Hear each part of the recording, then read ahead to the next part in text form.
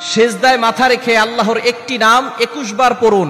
আল্লাহ তাআলা সমস্যা দূর করার জন্য আসমান থেকে আরশের ফেরেশতাদেরকে পাঠিয়ে দিবেন আপনার সমস্যা দূর করার জন্য।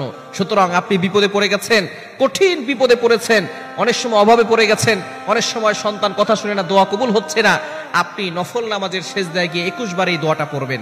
আল্লাহ তাআলার একটি গুণবাচক নাম, মনে রাখবেন, আল্লাহর গুণবাচক নাম পড়ে যদি কোনো ব্যক্তি দোয়া করে আল্লাহ তাআলা সেই দোয়াটা কবুল করেন। আল্লাহ নিজে বলে দিয়েছেন 9 নম্বর পারা 13 নম্বর পৃষ্ঠার 4 নম্বর লাইন সূরা আরাফের 180 নম্বর আয়াতে আল্লাহ বলছেন, ওয়ালিল্লাহিল আসমাউল হুসনা ফাদউহু বিহা, তোমরা আল্লাহর এই গুণবাচক নাম পড়ে যদি দোয়া করো আমি আল্লাহ তোমাদের দোয়া কবুল করব। সুতরাং আল্লাহ পাক রব্বুল আলামিনের এই গুণবাচক নাম পড়ে দোয়া করবেন।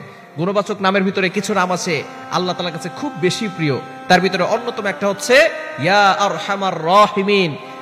আরহামার রাহিমিন, আল্লাহ হচ্ছেন অতি দয়ালু, আল্লাহর থেকে বড় দয়ালু, আল্লাহর থেকে বড় মেহেরবান আর কেউ হতে পারে না। এজন্য আপনি যখন সেজদায় যাবেন, বিশেষ করে নামাজ শেষ করে আপনি সেজদা দিয়ে আল্লাহর কাছে এই দোয়াটা করতে পারেন। আপনি নফল নামাজে, বিশেষ করে তাহাজ্জুদের নামাজে সেজদায় গিয়ে ইয়া আরহামার রাহিমিন এটা 21 বার পড়বেন।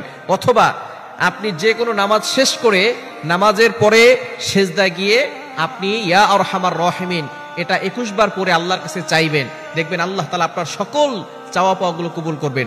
অবশ্যই না, যদি এক্সট্রা সেজদা দেন তাহলে শুরুতে আপনি দুরূদ শরীফ 3 বার পড়ে নেবেন, কারণ যেই দোয়ার শুরুতে দুরূদ শরীফ পড়া হয় ওই দোয়াটা সরাসরি আরশে আজিমে গিয়ে নক করে, এটা মুআল্লাকুন ঝুলন্ত থাকে না। আর যেটা দুরূদ শরীফ পড়া হয় না এটা মুআল্লাকুন ঝুলন্ত অবস্থায় থাকে, পেন্ডিং অবস্থায় থাকে, আল্লাহর কাছে পৌঁছায় না। এজন্য দোয়া যদি আপনি আল্লাহর কাছে পৌঁছাতে চান দুরূদ শরীফ পড়বেন, এরপরে সেজদায় গিয়ে ইয়া আরহামার রাহিমিন 21 বার পড়ে আল্লাহর কাছে দোয়া করবেন। দেখবেন আল্লাহ পাক রব্বুল আলামিন আরশের থেকে ফেরেশতা পাঠিয়ে আপনার সকল সমস্যা দূর করে দিবেন।